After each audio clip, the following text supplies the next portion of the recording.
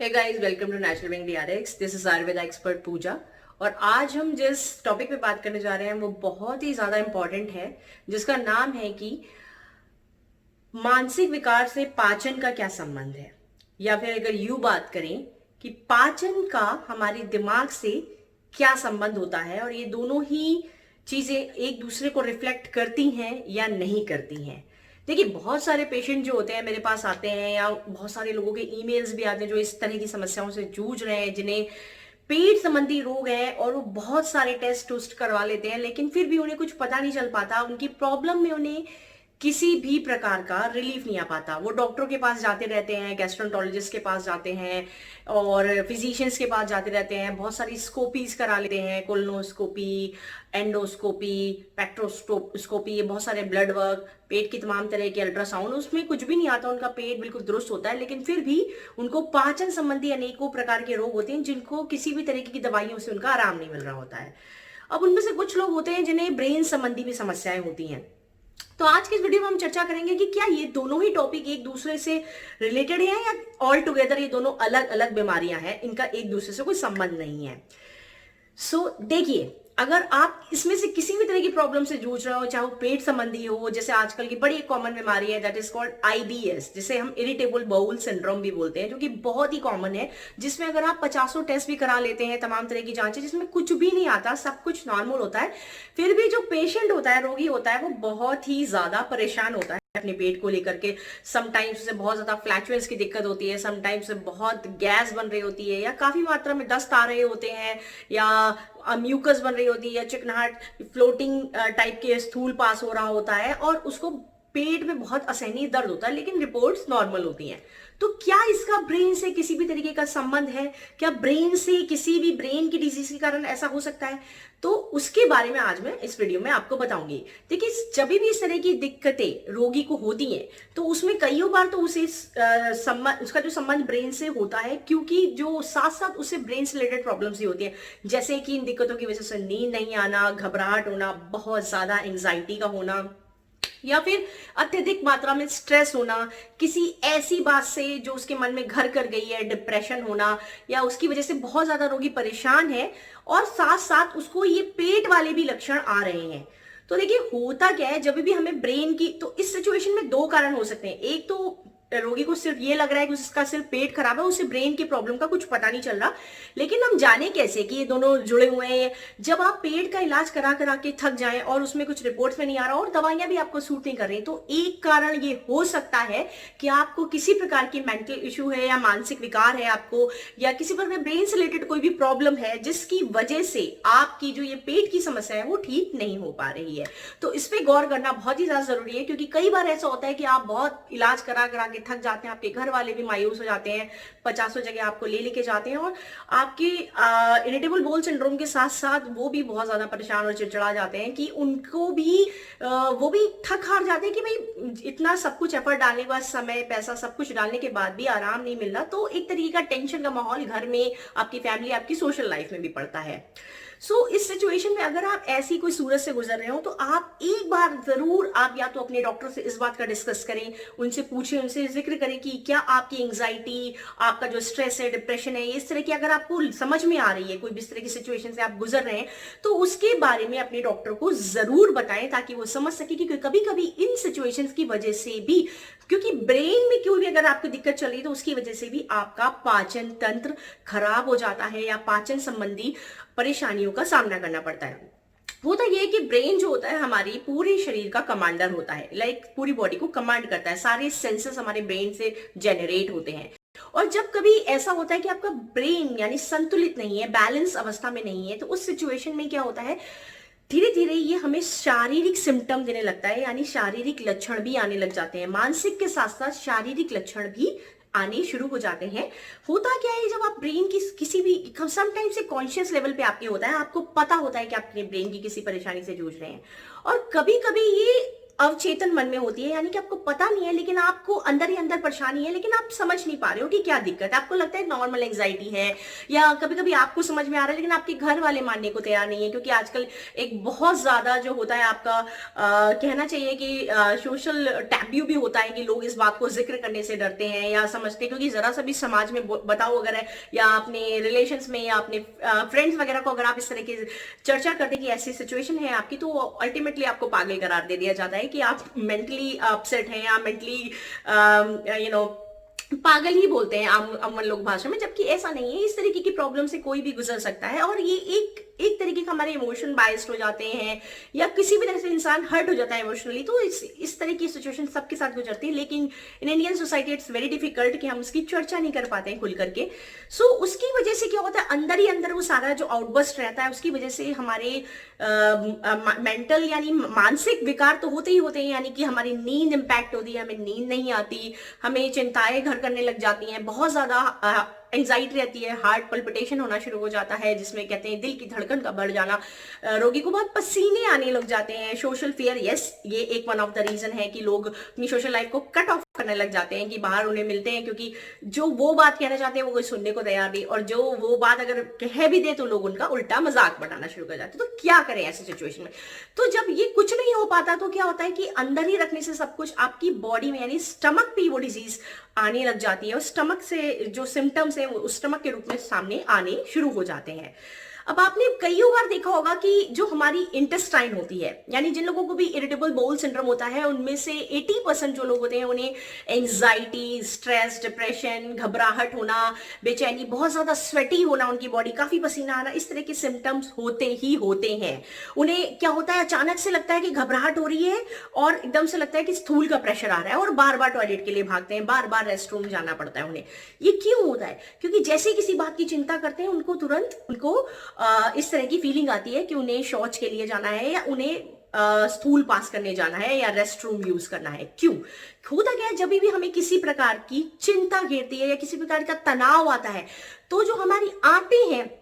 ये ब्रेन हमारा उन्हें सिग्नल कर देता है, और जो हमारी आंतें होती हैं वो भी एक प्रकार की तंत्रिका तंत्र से मिलकर बनी होती है, जिसे सिम्फैटिक नर्वस सिस्टम बोलते हैं, जो उस पर काम करता है। और वो जो आंतें होती हैं वो संकुचित हो जाती हैं, जिनकी बार बार कॉन्ट्रैक्शन होने की वजह से आपको बार बार स्थूल यानी स्थूल का प्रेशर आता है, आपको बार बार लगता है आपको मोशन क्लियर करने के लिए जाना है, आपको पेट के लिए जाना है, आपका पेट ठीक नहीं है या पेट दर्द हो रहा है, इस तरह से बार बार, जिसे कहते हैं बार IBS-D की सिचुएशन कहते हैं, जिसमें इसे बोलते हैं irritable bowel syndrome with diarrhoea, यानी बार बार। और ये होता कब है, जब बार बार कोई टेंशन कर रहे हैं या उन्हें सुबह कहीं जाना है, ट्रैवल करने जाना है, तो इस किसी भी तरीके से अगर आपका ब्रेन प्रॉपरली बैलेंस नहीं है, तो ये पेट पे बहुत ज्यादा आप कह सकते हैं कि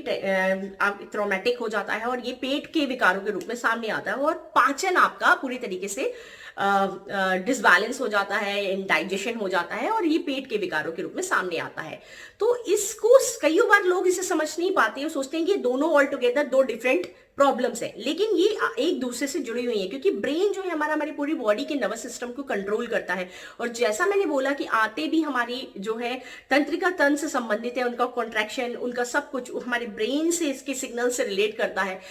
कई बार ऐसा भी होता है कि जो हमारे ब्रेन के न्यूरोट्रांसमीटर्स हैं वो ठीक से काम नहीं कर पा रहे, जैसे कि आपका जो हार्मोन्स है ब्रेन के, जैसे सेरोटोनिन हार्मोन्स हो गया, अगर हम उसकी बात करें, अगर आपका सेरोटोनिन लेवल बैलेंस नहीं है, तो उस सिचुएशन में भी हमें पेट में बहुत ही ज्यादा या तो गैस्ट्राइटिस की प्रॉब्लम आती है, लाइक फ्लैचुलेंस गैस्ट्राइटिस, या बार बार नोजिया, वॉमिटिंग जैसा, बेल्चिंग की सिचुएशन जिसमें बार बार डकारें आती हैं, पेशेंट कंप्लेंट करते हैं कि खाना मुंह में आने लग जाता है, घबराहट होती है उन्हें, बार बार गूज बम्स होते हैं, लाइक इस तरह की सिचुएशन होती है, क्योंकि सेरोटोनिन भी एक तरह का हार्मोन है, अगर वो इम्बैलेंस होता है तो आपको इस तरह की प्रॉब्लम्स का सामना करना पड़ता है। तो बेहतर है कि अगर आप अपने स्टमक का इलाज कराने के लिए जा रहे हैं और बहुत थक हार चुके हैं, आप समझ नहीं पा रहे, और इस तरीके की ब्रेन से रिलेटेड समस्याओं आपको है, तो अपने डॉक्टर से इसका जरूर डिस्कस करें, अपने लोकल डॉक्टर से, या आपके जो भी मनोचिकित्सक है अगर आप उनके पास जा रहे हैं तो उनसे जरूर डिस्कशन करें। अगर आपके नियर बाय कोई लोकल डॉक्टर नहीं है, तो मैंने इस पे काफी श्रृंखला बनाई हुई है अपने यूट्यूब चैनल पे, जिसमें ब्रेन से रिलेटेड मैंने तमाम तमाम तरह की आयुर्वेदिक रेमेडीज का, क्योंकि देखिए वेस्टर्न साइंस में इसका एज सच कोई ट्रीटमेंट नहीं है। मैंने आयुर्वेदा में काफी रेमेडीज के बारे में बताया है, आप चाहें तो उसको वीडियोस को देख सकते हैं। मैं अपने एंड स्क्रीन में प्लेलिस्ट ऐड कर दूंगी, मैं चाहूँ तो डिस्क्रिप्शन में भी आपको ऐड कर दूंगी, आप वहां से भी जाकर के लिंक में देख सकते हैं। नहीं तो आप मेरे सिंपल चैनल में जाकर के प्लेलिस्ट में रेमेडी ऑफ ब्रेन की सीरीज है जिसमें मैंने करे हुए हैं, उसे देख सकते हैं। इसके अलावा अगर आपके पास लोकल डॉक्टर नहीं मौजूद है, जो आपकी प्रॉब्लम नहीं समझ पा रहे, तो हमारे चैनल में हमने एक ऑनलाइन फोन अपॉइंटमेंट की सुविधा है जिसमें आप डॉक्टर से बात कर सकते हैं। आप चाहे तो मेरा खुद का परामर्श ले सकते हैं, but that is a paid facility. आप चाहे तो मुझे उसके लिए ईमेल कर सकते हैं, जो कि डिस्क्रिप्शन में मैं दे दूंगी। सो ये थी ये बात। लेकिन अगर आप इस तरह की किसी भी दिक्कत से गुजर रहे हैं और बहुत सारे पेट के टेस्ट करा चुके हैं, तो जरूर जरूर अपने डॉक्टर का ध्यान एक तरफ जो आपकी मानसिक बीमारियां हैं उसके ऊपर जरूर केंद्रित करें। अब एक तरफ अब एक बात ये भी हो सकती है कि समटाइम्स क्या होता है कि इंसान को पेट की प्रॉब्लम की वजह से भी ब्रेन से रिलेटेड प्रॉब्लम्स होने शुरू हो जाती है, क्योंकि रोगी को इतना ज्यादा पेट साफ नहीं होता या पेट बहुत भारी भारी रहता है, पेट का डाइजेशन इतना ज्यादा गड़बड़ है कि ठीक से जो भी मन चाह रहा है वो खा नहीं पा रहा, हर तरह का परहेज कर रहा है, उसके बाद भी ठीक नहीं हो रहा। तो उसकी वजह से समटाइम्स गैस इतनी ज्यादा होती है कि बॉडी का कोई भी पार्ट प्रेस करो तो डकारें आने शुरू हो जाती हैं। होता क्या है, क्योंकि पेट बिल्कुल अच्छा काम नहीं कर रहा, जिसकी वजह से भी समटाइम्स आपको मानसिक विकार होना शुरू हो जाते हैं, यानी कि गैस ऊपर चढ़ने लग जाती है, एसिड बहुत बनने लग जाता है। वात पित्त कफ तीनों ही जिसे आयुर्वेद में मानते हैं जिनका संतुलन होना, सम होना बहुत ही ज्यादा इंपॉर्टेंट है। जब उनका संतुलन बिगड़ जाता है तो भी आपको जैसे नींद नहीं आना, घबराहट होना, बेचैनी होना, इस तरीके की प्रॉब्लम्स होना शुरू हो जाता है। लेकिन अगर आप उस सिचुएशन में, आपको पता करना बहुत ही इजी होता है कि आपकी पेट की वजह से आपको मानसिक विकार हो रहे हैं या मानसिक विकार की वजह से पेट की प्रॉब्लम हो रही है।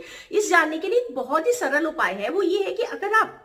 पेट का ट्रीटमेंट करा रहे हैं तो आपको पेट में आराम हो रहा है, तो वो प्रॉब्लम्स आपकी अपने आप ही सटल हो जाएंगी, आपके उसको अलग से कोई ट्रीट करने की जरूरत नहीं है। लेकिन आप पेट का इलाज करा रहे हैं और पेट में भी कोई फायदा नहीं हो रहा, ऑलरेडी आपको ये सारी प्रॉब्लम्स हैं जो ब्रेन में जो मैंने बताई, तो उस सिचुएशन में बहुत ही जरूरी है कि आप पहले, अगर आप थक हार चुके हैं, पेट का इलाज कराते कराते स्टमक में कोई आराम भी नहीं हो रहा, तो आप एक बार अपने डॉक्टर का ध्यान अपने इस तरह की जो भी आपकी डिप्रेशन, एंजाइटी, स्ट्रेस से रिलेटेड जो भी आपकी प्रॉब्लम है, ब्रेन से रिलेटेड मस्तिष्क विकार है, उसकी तरफ आप एक बार ही अपने डॉक्टर का ध्यान जरूर लेके जाएं। क्योंकि कभी कभी होता क्या है कि आप इससे रिलेटेड प्रॉब्लम्स का जब इलाज करते हैं, अपने मस्तिष्क की प्रॉब्लम्स का जब इलाज करते हैं, तो पेट की समस्याएं ऑटोमेटिकली आपकी सटल हो जाती हैं, यानी ठीक होने लगती हैं। जैसे ही बहुत सारे पेशेंट्स हैं मेरे जो आते हैं, वो बोलते हैं कि उनको वो समझ ही नहीं पा रहे थे कि उन्होंने जब ब्रेन की जो प्रॉब्लम्स थी, उनकी डिप्रेशन का, स्ट्रेस का और जो एंग्जाइटी है या माइग्रेन का जब ट्रीटमेंट लेना शुरू करा, तो उनकी पेट की प्रॉब्लम्स ऑटोमेटिकली सॉल्व होगी। कई लोगों ने देखा होगा कि उन्हें माइग्रेन का पेन होता है, उन्हें बहुत सारी वॉमिटिंग होती है। आखिर क्यों होती है? क्योंकि जब यहां डिस्टर्ब होता है तो ऑटोमेटिकली हमारा स्टमक काम करना ठीक से बंद कर देता है, क्योंकि ओवरऑल जैसा मैंने बताया, the brain is the commander of the whole body, it controls the whole body, ये हमारी पूरी बॉडी को कंट्रोल करता है। So that is very very important. ये बहुत ज्यादा जरूरी है कि अगर आप जो भी आपकी समस्या है स्टमक पे, कई बार लोग इससे आईबीएस का ट्रीटमेंट कराते रहते हैं, बहुत ज्यादा कराते हैं और उनको कुछ लाभ नहीं होता। एक बार वो एंड में क्या होता है, हार मान के बैठ जाते हैं कि इसका इलाज ही नहीं है। अगर आप ऐसी किसी भी समस्या से जूझ रहे हैं तो अपने ब्रेन से रिलेटेड अपने आप को चेक पॉइंट पे डालिए और अपने आप को एक बार देखिए कि कहीं ऐसा तो नहीं आपको एंग्जाइटी रह रही है, कहीं ऐसा तो नहीं आपको हार्ट पल्पिटेशन बहुत हो रहा है, या स्वेटिंग हो रही है, या घबराहट है, या सोशल फियर, किसी भी तरह का डिप्रेशन है आपके अंदर, या कोई ऐसा अनकॉन्शियसली आपके अंदर कोई बात है जो आपको चुभ रही है अंदर ही अंदर, जो आप किसी से कह नहीं पा रहे, जिसकी वजह से आप एक्चुअली मेंटली किसी तरह से बायस पोजीशन से घिरे हुए हो और उसकी वजह से आपको हो, तो ये बात आप खुद समझ सकते हैं। जरूर अपने मन में एक बार क्वेश्चन मार्क करें और इन सब प्रॉब्लम को पूछें, क्योंकि मेरे पास बहुत सारे पेशेंट्स आ रहे हैं जो समझ नहीं पा रहे हैं, और जब उनका ब्रेन से रिलेटेड प्रॉब्लम्स का जब इलाज किया जाता है तब उन्हें स्टमक की प्रॉब्लम भी सॉल्व हो जाती है। और जो बाद में वो बोलते हैं कि इतने टेस्ट कराए थे, इतने गैस्ट्रोलॉजिस्ट से मिले, इतने गैस्ट्रोएंटरोलॉजिस्ट के पास गए, उसका सारा वेस्ट हो गया मनी, और जस्ट सिंपल आयुर्वेदा की 4-5 गोलियों से ही उनका काम बन गया, उनकी प्रॉब्लम ठीक होगी। इसके अलावा मैंने काफी सारे एक्यूप्रेशर के भी वीडियो करे हुए हैं, जिसमें मैंने आयुर्वेदा में हिमालय मेंटाड, मानस मित्र वटकम, इसके अलावा काफी सारे दिमागीन हो गया, आपका सारस्वत अरेशम, बहुत सारी ऐसी हर्ब्स होती हैं, स्वर्ण भस्म हो गई जो ब्रेन के प्रॉब्लम्स के लिए बहुत अच्छी, काफी सारी ऐसी भस्में हैं और ऐसी रेमेडीज हैं जो मैंने जिसके बारे में वीडियो करे हुए हैं। आप चाहे तो उसे जरूर देखें और अपनी प्रॉब्लम को एक बार जरूर तौलें कि क्या इन दोनों के बीच में ऐसा तो नहीं, ये दोनों ही तरह की चीजें आपके साथ में और आप पेट से परेशान है, लेकिन ऐसा तो नहीं कि किसी तरह की मानसिक विकार की वजह से आपकी वो प्रॉब्लम सॉर्ट अप नहीं हो पा रही। मेरा ये वीडियो बनाने का मकसद सिर्फ ये था ताकि बहुत सारे लोग समझ ही नहीं पाते कि उनके साथ क्या हो रहा है, ताकि वो अपनी इस प्रॉब्लम को समझ सके और दोनों ही प्रॉब्लम में लिंक जनरेट कर सकें। कि जैसा मैंने पहले भी बता दिया कि अगर पेट से की वजह से अगर आपका और ये दोनों विकार एक दूसरे से जुड़े हुए होते हैं। अगर पेट की प्रॉब्लम की वजह से आपको ब्रेन से रिलेटेड कोई भी परेशानी हो रही है तो उस सिचुएशन में आप अगर पेट की प्रॉब्लम की जो भी आप अपने डॉक्टर से इलाज करा रहे हैं तो ये ठीक हो जानी चाहिए। बट अगर नहीं हो रही है और आप पेट का इलाज करा करा के ठीक मतलब थक चुके हैं, उस सिचुएशन में आप अपनी एक बार अपने ब्रेन से रिलेटेड प्रॉब्लम्स का जरूर चेकअप करें, अपने डॉक्टर से इसके लिए जरूर बात करें। 80% केसेस में आपकी पेट की प्रॉब्लम सटल हो जाती है इसको ट्रीट करने पे। और मैंने पेट के लिए भी एक पूरी प्लेलिस्ट करी हुई है स्टमक के ऊपर, आप चाहे तो उसे देख सकते हैं, जिसमें जिन लोगों को भी आईबीएस रिलेटेड प्रॉब्लम्स है उनमें कौन सी आयुर्वेदिक दवाई के साथ क्या खानी चाहिए क्या नहीं, मैंने सारा डिटेल में बताया है। अल्सरेटिव कोलाइटिस के बारे में भी सारा कुछ ओवरऑल। तो अगर आप वो पूरा देखेंगे तो आपको खुद समझ में आ जाएगा और आप इसके बारे में गंभीरता से ले पाएंगे और इसका इलाज भी आपका इजी तरीके से आप इसको टैकल करके ठीक हो सकेंगे। आशा करती हूं कि मेरा ये वीडियो आपको पसंद आया होगा और अगर अच्छा लगा तो इसे लाइक दे दीजिए और अपने दोस्तों के साथ जरूर शेयर करें ताकि वो भी जिनको भी नीडी है उनके साथ शेयर करें। और अगर कोई भी प्रश्न हो तो उसे जरूर पूछें कमेंट सेक्शन में, I definitely reply. Stay tuned, stay healthy, take care guys.